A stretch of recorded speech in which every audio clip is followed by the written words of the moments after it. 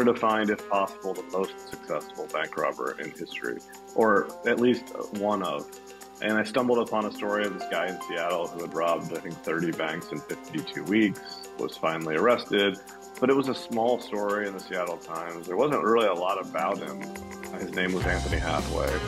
Really no biographical information. I think it may have referenced that possibly he had a drug problem. And so I wrote to him in prison, and he wrote me back and basically told me his story, and it was like so much more than I was expecting. So I was expecting to do almost like a fun, what's the difference between a successful bank robber and all the ones who get caught? And what it turned out to be was the story of a life that falls apart because of his addiction to Oxycontin, which he got because he hurt himself and was prescribed a medicine by his doctor. And in that sense, this is the story of millions of Americans, and not just Americans, people around the world. Welcome to the Wheel With It podcast with your host, Devon. Let's get into the episode. Hello. Welcome to another episode of Wheel With It. I am your host, Devon Wieters. Sorry for the little bit of a lost voice. We've been gone for a few weeks, but we are back with a delightful guest. His name is Josh Dean. He is the host of the Hooked podcast, which we are going to talk about in this episode. Josh was a delight, and Tony Hathaway's story, that's the guy that the podcast is about, the Hooked podcast is about, is amazing. So you guys will be amazed, as I was, at this guy and his story. But yeah, enjoy the episode with Josh. Hello, welcome to another episode of Real With It. My name is Devon Wieters, and today we have Josh Dean. He is the host of the Hooked podcast, and it chronicled a father and son that got wrapped up in the opioid epidemic. And I love the podcast so much that I reached out to him and was like, hey, will you come on and talk about this?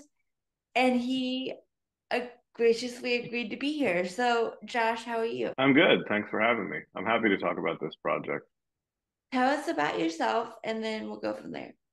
So most of my career as a print journalist, so like a magazine feature writer and author. But then I don't want to say I pivoted to podcasts, but I made a podcast in 2019 called The Clearing that was very successful. And then shortly after that, started a company with two other print journalists and a film producer called Campside Media. And we make serialized nonfiction limited series. Serial was the original model for what we do. And these are 6 to 10 part stories, like stories you would read in a book, which is what we used to do it and still do. But Hooked was one of our first. So Campside's now made about, 30 of these, and Hooked was in our first 10, I think. So how did you come across this story? Because it's fascinating, and I can imagine coming across that and being like, I think we have a story here. Yeah, I'm a generalist. Like, I don't specialize in anything. I follow my curiosity. And so I've written and now podcasted about all kinds of subjects. And mostly they're like just people who live in worlds that I'm fascinated with. And in this case, I fell into it through a trap door because I was actually looking for a story about a bank robber. I used to write quite a bit for Bloomberg Business Week, and they do a heist issue every year. And I participated in this, and they had asked me to look for ideas. And so what I was looking for actually was an objectively successful bank robber. I wanted to find, if possible, the most successful bank robber in history, or at least one of. And I stumbled upon a story of this guy in Seattle who had robbed, I think, 30 banks in 52 weeks, was finally arrested. But it was a small story in the Seattle Times. There wasn't really a lot about him. His name was Tony Hathaway. Really no biographical information. I think it may have referenced that possibly he had a drug problem. And so I wrote to him in prison, and he wrote me back and basically told me his story, and it was like so much more than I was expecting. So I was expecting to do almost like a fun, what's the difference between a successful bank robber and all the ones who get caught? And what it turned out to be was the story of a life that falls apart because of his addiction to Oxycontin, which he got because he hurt himself and was prescribed a medicine by his doctor. And in that sense, this is the story of millions of Americans, and not just Americans, people around the world. But it's especially a problem in the US that starting in the early 2000s through the mid 2000s, I think it's still going on today, but I think doctors at least are much more aware of it, and it's harder to prescribe these things in the volumes that they used to. But for 10 or 15 years, doctors were addicting people unknowingly and then knowingly. And Tony was this guy who had a great life and then got addicted to a medicine his doctor gave him, and his life fell apart. Yeah, and how did can you describe how he first got prescribed them and then what happened afterwards? Yeah, of course. He was a Boeing engineer, so he was a airplane designer. He designed galleys for Boeing inside this factory north of Seattle in Everett. I believe it's the largest building on Earth, bigger than the Pentagon, or maybe second to the Pentagon. This enormous airplane design facility, actually manufacturing facility, but they also have design. And one day he would play roller hockey in the parking lot after work with his coworkers. And one day, I don't remember exactly what year, we're talking early 2000s, he falls while playing roller hockey, injures his back pretty badly, has back surgery, like it can't get out of bed. Like nothing is helping, and his doctor prescribes him this thing called Oxycontin, and it's a miracle drug, right? It's the first thing that actually makes his pain go away. He's able to function again, which is true. Like opiates do actually work on pain in almost every instance. But the thing his doctor didn't tell him and probably didn't know was that this is one of the most addictive substances you can possibly take. Fast forwarding, he gets addicted to Oxycontin. It goes from a legitimate prescription to I need more. So he's buying pills on the black market. Even that is not enough. And then Oxycontin, the formula to Oxycontin is changed, which makes it harder to abuse. And then he, like a lot of addicts, switches over to heroin. And then he becomes a heroin addict. And then he loses his job. And by the way, his son is also addicted via his own path, more like the sort of youthful indiscretion path. The two of them end up living in a Subaru in the parking lot of the same factory where Tony once designed airplanes. And they decide to rob a bank. I don't want to give away too much of the story in case people want to listen, but ultimately, let's just say it doesn't go very well. And Tony's life at that point becomes the life of a heroin addicted bank robber. And this podcast tells the story of that unraveling of his life and then everything that happened afterwards. So I talked to him for more than 2 years through the pandemic after he got out of prison. I first started talking to him in prison, and then after he got out of prison, extensively through struggles to try and re-enter society and dealing with sobriety and trying to stay on the right path. And it's the subplot is it's a father-son story, and I'm happy to report they're both doing okay today. Which is amazing considering all that they've been through. For people that don't know a little bit about the Sacklers, and then we'll come back to Tony, can you tell us why the Sacklers are in so much hot water? Yeah, so Oxycontin is made by a company called Purdue Pharma. I believe it's no longer called Purdue Pharma, but it was a company that started by these guys, the Sackler brothers, who were very talented at advertising pharmaceuticals and then ultimately manufacturing them. And they created a drug called Oxycontin, which was far more powerful than any other opiate on the market. It's prescribed, I don't know, remember the year that it comes on the market, but sometime in the late 90s and into the early 2000s, it's prescribed. And a lot of people think of it as a miracle drug because it's this very powerful opiate that does help extreme. And people like Tony, who couldn't get out of bed, suddenly he can get out of bed. You can see why they take it. The dirty secret was that not only was the company aware of how addictive it was, they were also, it seems, allegedly, although I think this is almost proven at this point, a lot of doctors around America essentially became drug dealers. They were prescribing this to people who didn't need it for pain, who were just addicted. So you had these pain clinics, which were nicknamed pill mills, all over America that were fed by Purdue reps who were making a fortune and knew full well that, and this is especially bad in rural America, like poorer areas like West Virginia and all through Appalachia, the Midwest, where if anyone was looking at the numbers of like drug sales, it's very obvious that the state of West Virginia did not need however many million Oxycontin. Like it did not take a genius to look. And of course, Purdue knew that they weren't going to chronic pain sufferers; they were going to addicts. So for years, this is essentially covered up. And when the aftermath of the epidemic, when we saw how many people had died, the Sacklers finally are held accountable through a series of lawsuits, ultimately a class action lawsuit that held them accountable. They were forced to shut the company down and reopen it as something else. They had to find hundreds of millions of dollars, but they made billions. And people like Tony, who've come out the other side, he considers himself lucky to be alive. Also, his son feels the same way. They don't think the Sacklers have been punished enough. That this family should not be allowed to keep any money. That someone should be held responsible criminally, and no one has gone to prison. I know it. I try to keep my opinions off the pod somewhat, but I think it's criminal that people can addict people legally with a legal drug, know it, and then just be like, oh, that happened. And profit from it to the tune of billions. There's some potential addiction for every drug. I'm not saying that we should hold all these big drug companies accountable, because there's some potential addiction, like every drug, but like to knowingly make it addictive and to knowingly to know what's going on and then do nothing to stop it and then be like, happens, it's your fault. No, that's like not. Yeah, I agree. And I think millions of families agree too. That, like I said, Tony's lucky, Connor's the name of his son, lucky to have survived and to be doing okay. Lots of families lost people, sons, daughters, mothers, fathers.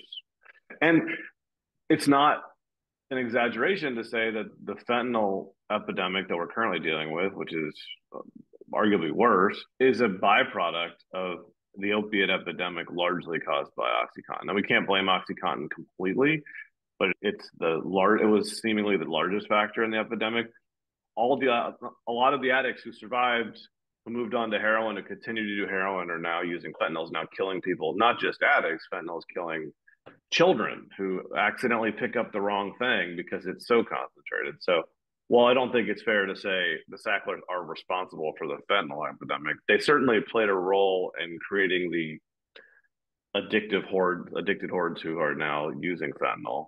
So it's like it's not like the thing went away just because Oxycontin is now controlled much more tightly. So I think historically we're going to look back on these people as great villains in American history.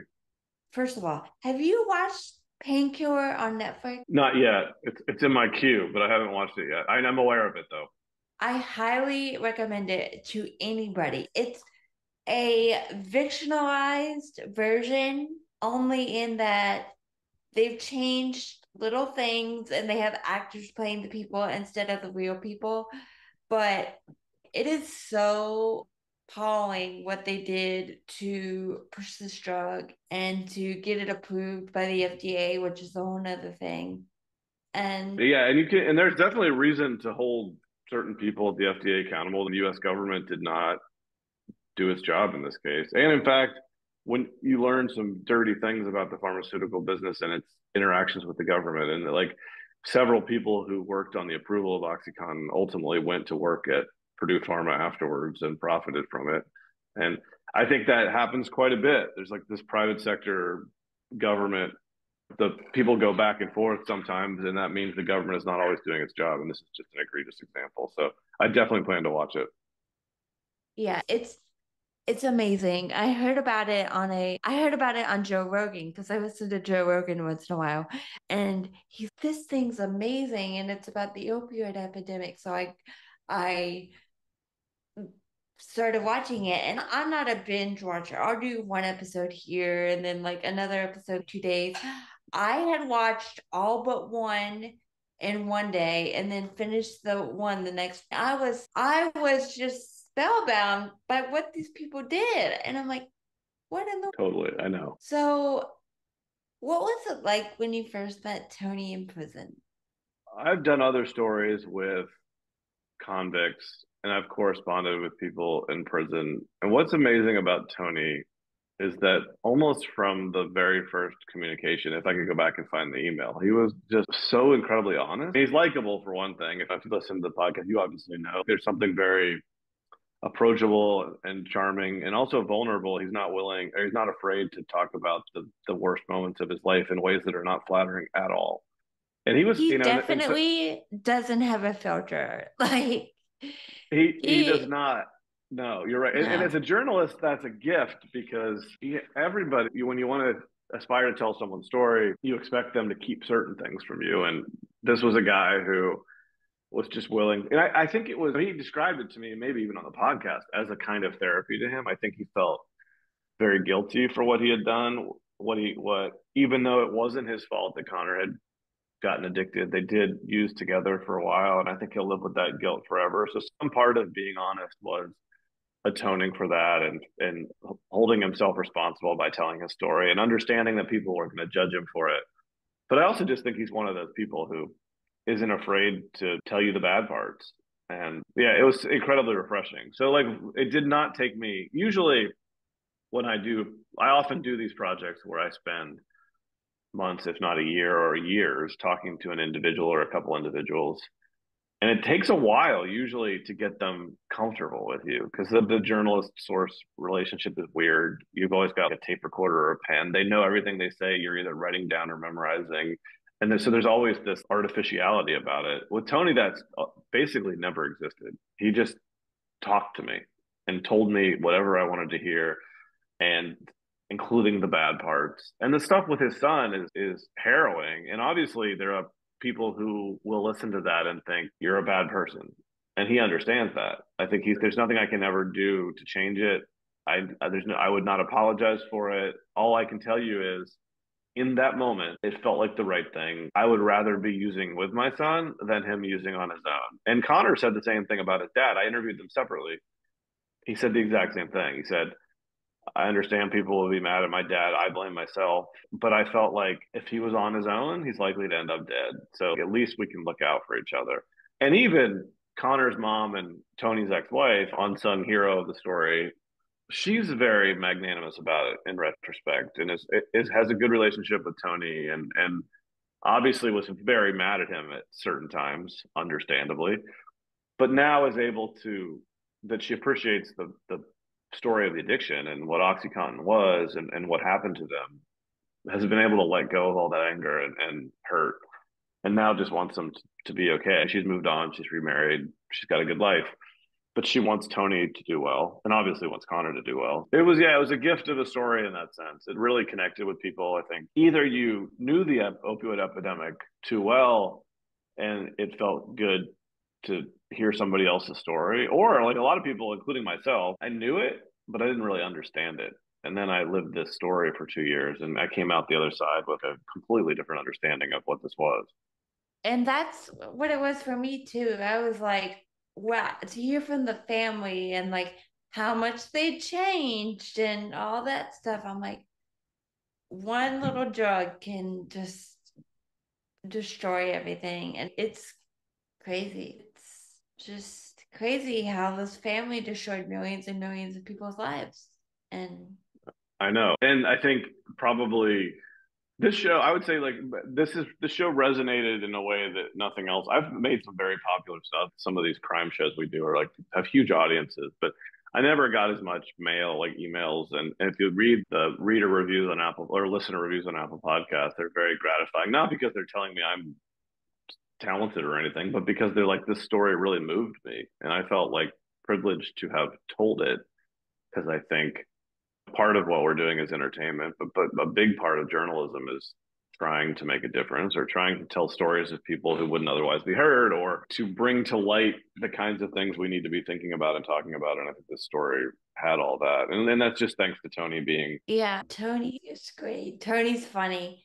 I'm like, I Yeah, was fun. laughing at Tony. It was like, just he would tell you how it was. And it was very refreshing to hear, oh, yeah, that I sucked at that. Yeah. Yeah.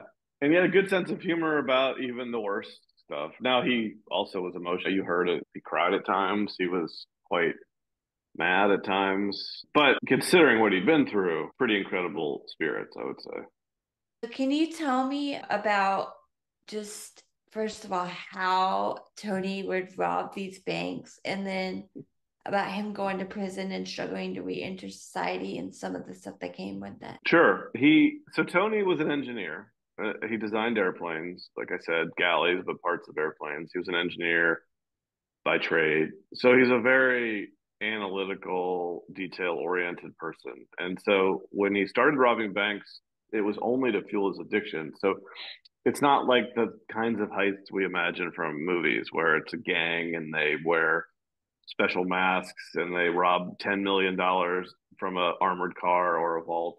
He was like going into banks, robbing tellers for a few $1,000s a pop, basically to fuel his addiction. And he realized that as long as he covered his face and hands so that he wouldn't be seen on the camera or leave DNA evidence behind, and he worked really quickly, he could get away with it. And I think he got cocky. He thought almost indefinitely. He did rob 30 banks in just over a year because he would study the getaway route. So he would rob banks that had a clear getaway, that were near an interstate, so that he only had to make a few turns and be on the highway. So it'd be very hard to pursue him. And if he was in and out, it just takes the police, even the fastest police, unless they happen to be driving by, it's going to take him 5-10 minutes. And if he's in and out in a minute, and if you're only trying to get what's in the teller's drawer, it's very doable. The only risk that remains in that scenario is, other than a cop having to drive by, is like someone trying to be a hero.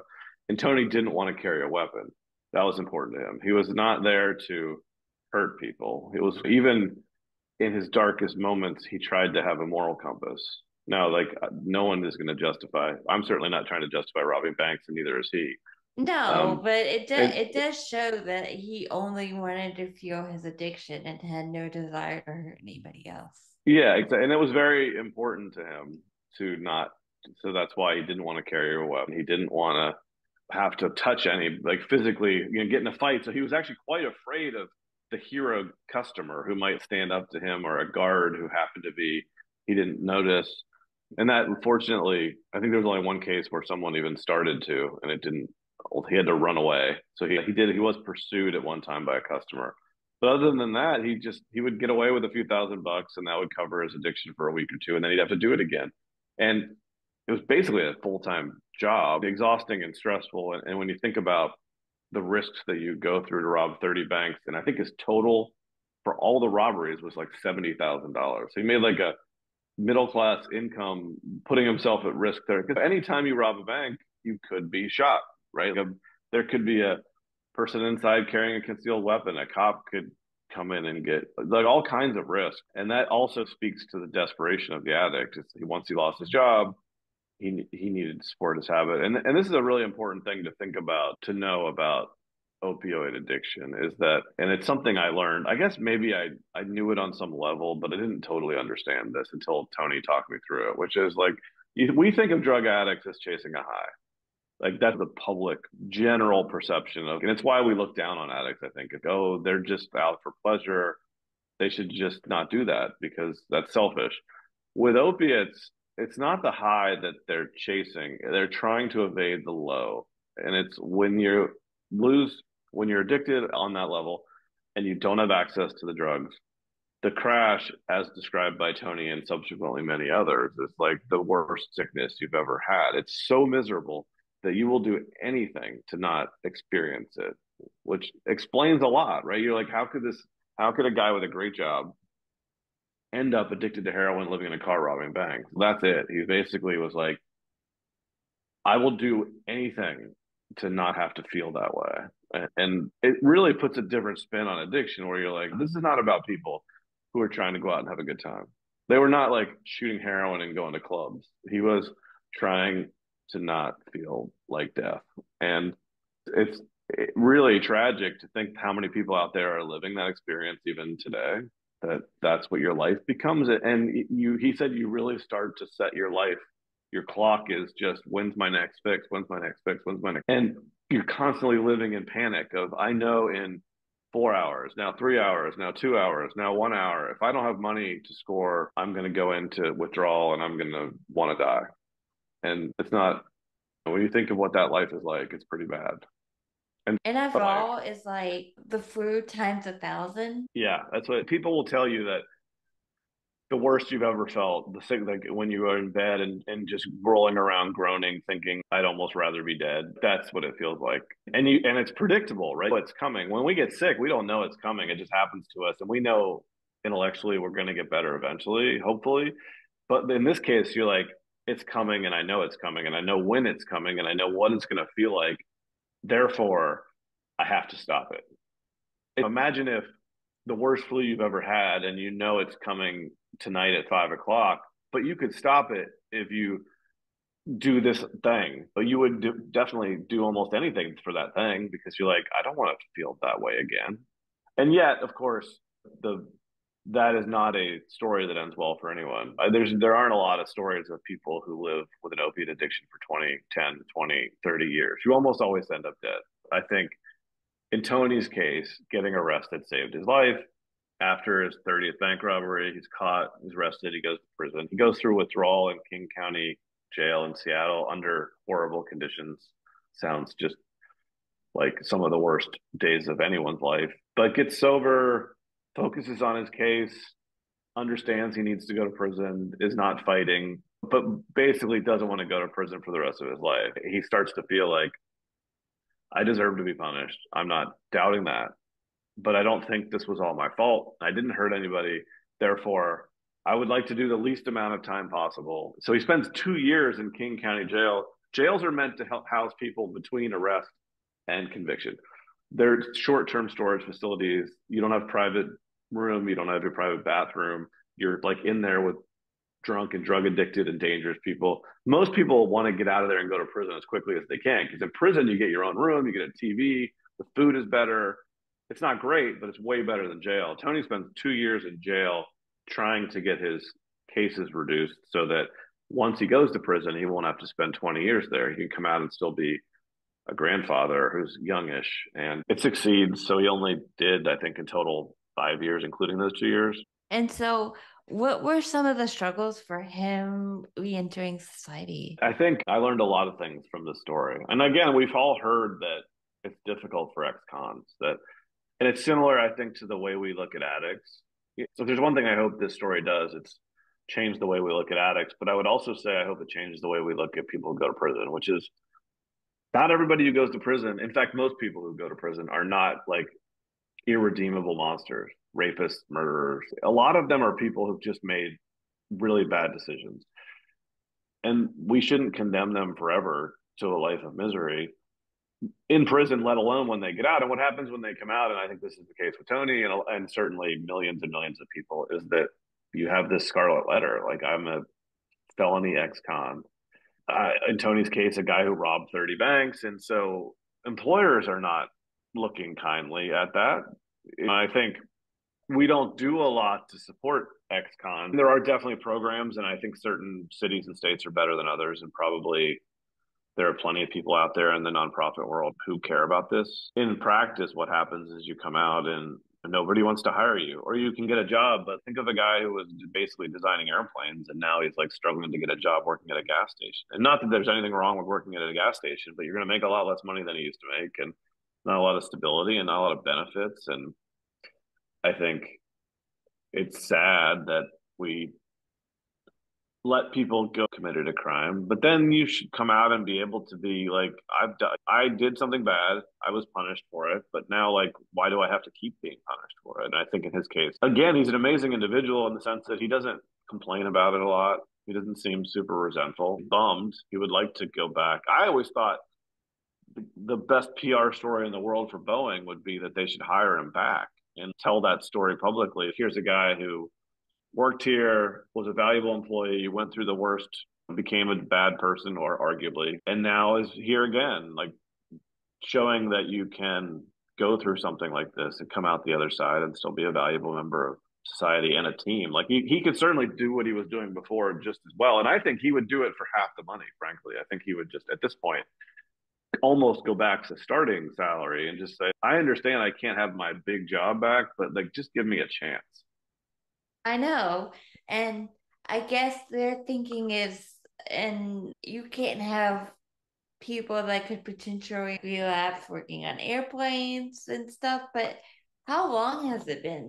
What, 5? Over 10. Oh, since he worked at Boeing, it's now been over 10 years, I think. Like So, since it's like last hit of oh yeah, heroin or whatever it is. over 6 years, I think. I mean, certainly a long enough period that we could reasonably assume he's okay. Yeah. After 5 years, there's so much less chance of we. Exactly. Yeah, most people relapse within a few months, if not a year. And I think, but as long as I think, that, and I don't know, I've never been addicted to opiates, but what I hear is so much of it is about triggers and staying away, keeping yourself out of the situations in which you might relapse. And I did another story. This was a print story 10 years or so ago about a gang of Canadian bank robbers, and the only surviving one was also an opiate addict. And he was in a good place when I talked to him, but then ultimately he relapsed and died. And I think Tony is so well aware of that possibility that he'll never put himself back in it. I think he worries more about Connor, and I'm pretty confident about Connor too. But Connor's much younger. A younger person is more likely to end up in a situation where you could be exposed to something and make a bad decision in a moment. Yeah, I don't think Boeing would have anything to worry about with Tony. He's not, in my opinion, a huge relapse risk. And if we're, and I'm sure this is true of addicts in general, if we're worried about trying to help people stay sober, the longer that they don't have jobs, the less Yeah, they have to live for. and then they spiral down because they don't have anything to keep them Right. distracted or any kind of purpose, I guess. Yeah, you heard it in Hooked, right? Like Tony doesn't go back to heroin, but he starts drinking alcohol, and suddenly, sure enough, he's like basically an alcoholic. And fortunately, got a hold of it and recognized it, and was like, okay, I'm not like I'm not living this story again. But you almost can't blame somebody who's stuck at home with no prospects and trying to do the right thing, but unable to through no fault of your own. I think he applies for jobs. I've written letters for him. Now I think last time I talked to him, he started to do a little public speaking. He wants to create a nonprofit that would help addicts. Like he could go and speak to schools and prisons. And I think that would be great. Yeah, I would love to help out with that too. If they need like a social media person or something. Okay. Yeah, I'll pass on. I should check. You're talking about it now reminds me that I need to check in on him. It's been a few months, but and he was applying for some grant money with the state of Washington. I think part of the Sackler settlement is that most of that money goes to the states, and depending on how many cases or how big their problem was, the states get money allocated based on that. And so I think Washington State had some kind of program where he was going to apply for a grant to maybe get started. Yeah, I'll let you know what I find out. Yeah, that would definitely be something that I would like to help out with if I could. So anything else you want to add? No, I'm always happy to talk about this story. And I hope people who, whether you've experienced this epidemic and just want to hear, I say it has a happy ending, and I think it does because they're both alive and well today, not addicted to. I wish it had a happier ending, and hopefully it still will someday. But I think it's especially important for people to listen to the show. And it's like nothing here is like a sales pitch for me as, oh, I want more downloads for my podcast. It's that I think this is such a crisis in America and the world that if you don't understand it, it's very hard to be helpful or to even if helpful is just being empathetic. I like to think I'm a more empathetic person because of it, having judge addicts differently.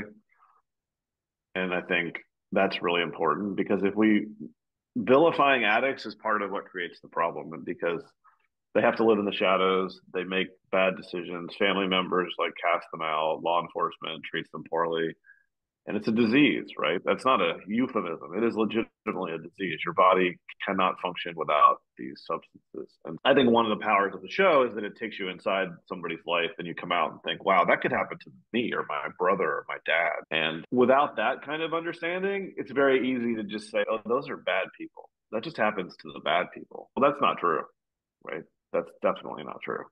Yeah, that's definitely not true. It can happen to anybody, really. Any other projects you've got coming up?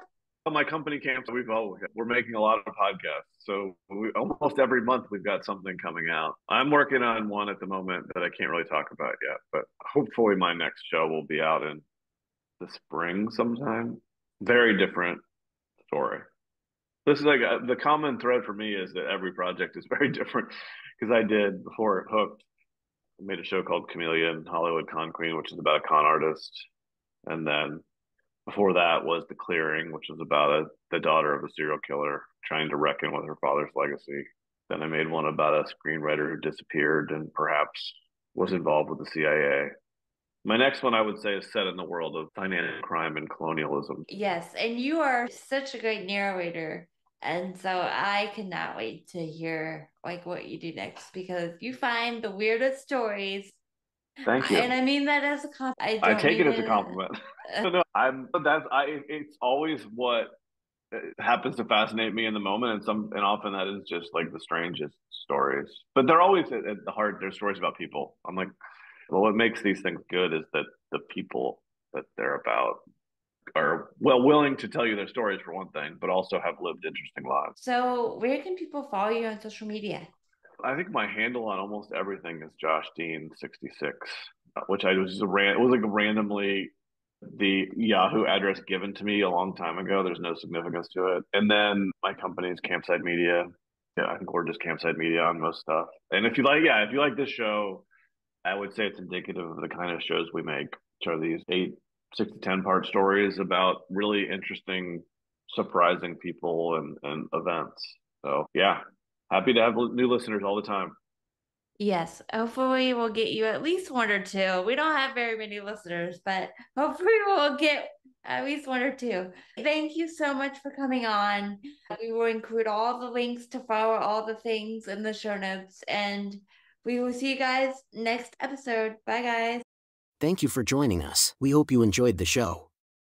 Remember to follow the show and our guests on social media and subscribe. Be sure to hit the bell so you'll get notified when we upload new episodes. See you next time.